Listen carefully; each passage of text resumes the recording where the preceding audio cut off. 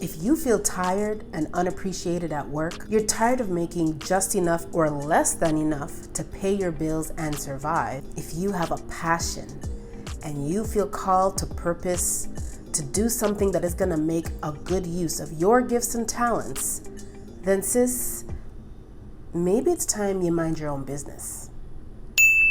Women of color will be the majority of all women in the United States by 2060. The potential to create great opportunities, change our communities, and grow happier families is in our hands. But not if we are living a life that is not fulfilling. Not if we are living a life where our gifts and talents are not being used for the purpose they were designed for. I gotta hear him, man. I believe the best way for Black women to make an impact on this world is to mind their own business.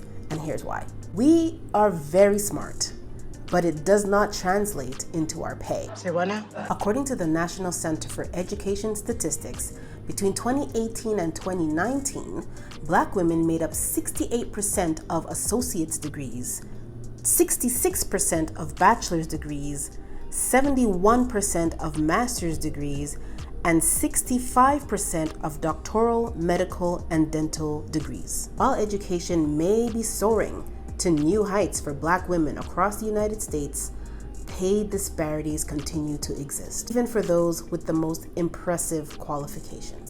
Well, who you telling? Based on median total income, women of color earn almost 80% of what men of color earn, and just under 57% of what all men earn. Black women are more likely to be employed in sectors such as healthcare, education, and hospitality, all which pay lower in terms of wages. Even those who are working in high-paying fields like physicians and surgeons are still feeling the burn of pay inequality. Black women also earn less than white women in most workplaces. When it comes to wealth, Urban.org released a report showing that both Black women and white women made wealth gains in the past 25 years. In all the surveys, the average white woman had higher dollar amounts in 1989 and 2016. We face disadvantages that are driven by discrimination, and let's not forget the glass ceiling, which makes it difficult for us to be promoted or to advance in our careers. This is compounded by the intersectionality of gender, which means that Black women experience discrimination based on race and gender. According to intersectionality theory, discrimination is compounded for Black women entrepreneurs because they experience biases from all angles. Black women entrepreneurs collectively experience gender and racial discrimination, which greatly impacts the magnitude in which they can build wealth, grow their businesses, and impact their communities. And let's not forget that Black women in the corporate world are often forced to bottle up their emotions. I know that's right.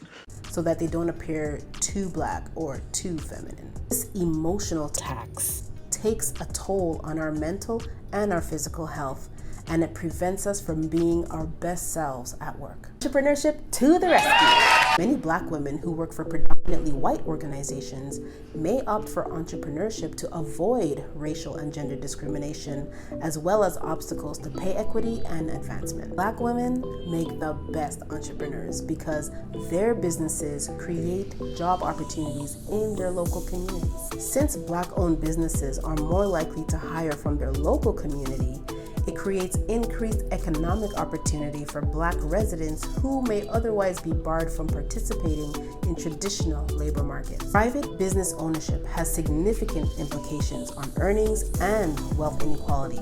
However, Black women are underrepresented in entrepreneurship. Don't get it twisted.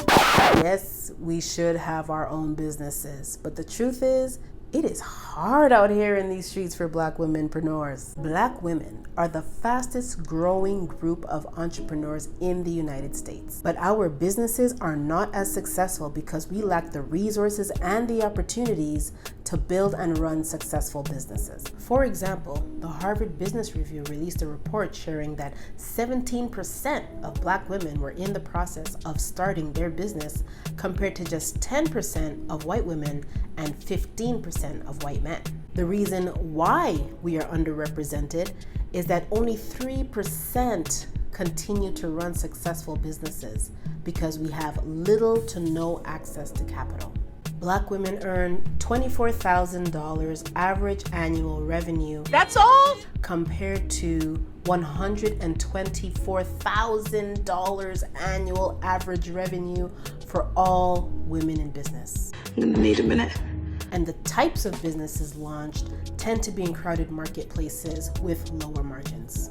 Most businesses will fail within the first year due to a lack of resources, knowledge, and skills. Black women-led businesses fail at a higher percentage compared to any other group and make up less than 1% of business owners who still have an existing business after the first 4 years. Black women face many challenges as founders and CEOs, and a lack of financial support is at the top of the list. A LinkedIn article reports that 40% of Black women entrepreneurs believe that having access to capital is the key to success in their business. Yet, only 19% have received funding. And those that do receive funding only receive 0.5% of the available capital. This leads most of us to self-fund our businesses with the already limited funds that we're getting in our jobs or through any other sources of revenue. Why are we doing this? Black women realize that this world is not positioned to meet our needs. So when it comes to Black services, amenities, and products, a lot of Black women entrepreneurs have made the decision to start businesses that cater to themselves and other Black women. It is through entrepreneurship that Black women are able to build solutions to the problems that affect their communities. Don't believe me? Just look at Madam C.J. Walker. In her report on Black women entrepreneurs, understanding challenges and proposing policy for equitable change, Nana Young gives the perfect example of Madam Walker's impact on the community. Young shares that what earned Madam C.J. Walker her legacy was not just her financial accomplishments, but how she used her wealth for a larger social good. Through her business, she trained over 40,000 Black women and men to be entrepreneurs while advocating for economic justice for Black people, especially Black women. Walker also supported communities by directly donating funds to institutions and organizations that were making an impact in the lives of Black people. Walker is known for contributing the largest recorded single donation to Black students at Tuskegee Institute to support the NAACP anti-lynching initiatives. The more Madam C.J. Walker's business and wealth grew, the more her community gained. Social impact can be a motivator to start a business because, like Walker, a successful business afforded her the opportunity to uplift others. Walker's story shows that Black women entrepreneurs that paved the way contributed greatly to the socioeconomic growth of Black communities. Freeman and Milway state that each woman's economic success paved the way for her political voice and philanthropic power at a time when African American women were fighting not only to obtain the women's vote and turn back Jim Crow laws, but also for recognition within their own business and their community. So here's how we win.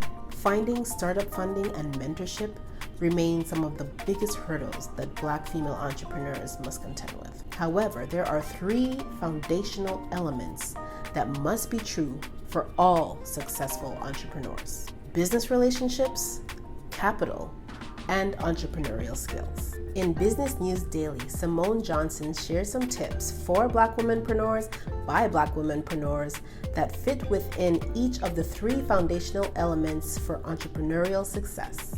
When it comes to business relationships, LaTonya Story, founder of LPS Consulting PR, stresses the importance of networking when it comes to seeking out new clients and mentors. She tells budding Black women entrepreneurs not to be afraid to take chances and to reach out to people that they want to work with. Black women entrepreneurs can benefit from working with successful business owners, not just in helping them navigate the challenges of networking, but also in finding and receiving funding for their business. When it comes to capital, this first tip is more for the businesses that can help Black women. I believe that one way that they can really help is to offer low-cost or pro bono services, whether it's for accounting services or legal services, to Black women-owned businesses that are 5 years or younger. Tiffany Griffin is the co-founder and co-owner of Bright Black, and she advises women to save their money before they start their business. This way, you're not reliant on investors who may require you to make changes to your core business. Brittany Winters, the founder and CEO of Upgrade Boutique, urges small business owners to make the most of the capital that they have and start small by selling products at an early stage in the business. This will help them to build their customer base and earn capital to fund the business. Jana Hall, CEO of Leap Innovative Group, encourages Black women to avoid underpricing your services. Don't do it. Research your market, know your worth, and stick to it. Janera Moore, founder of Motor Parts Nation, looks at research as an entrepreneurial skill that will help you to do the market research and identify communities that need help. My own entrepreneurial skills tip is to know your tech and where to invest. Too often, we get caught up in the rush of using some new tool or application, but these need to be evaluated for use, functionality, and the long term. You might be starting off on your own right now, but if you anticipate hiring 1 or 2 new team members in the short term, then signing on to platforms that offer you a deal for up to 3 team members might serve you better. If you are seeking more insights and information on starting your business, hit the subscribe button so you will receive a notification every time I upload new content. I also invite you to visit my blog at sandragabriel.com, or if you're on the go, listen to the Sandra Gabriel blogcast on Spotify. Lastly, leave me a comment if you feel like you could benefit from a custom one-on-one consultation or to book a strategy call to get clear on your business goals and how to achieve them. I look forward to seeing you in the next video.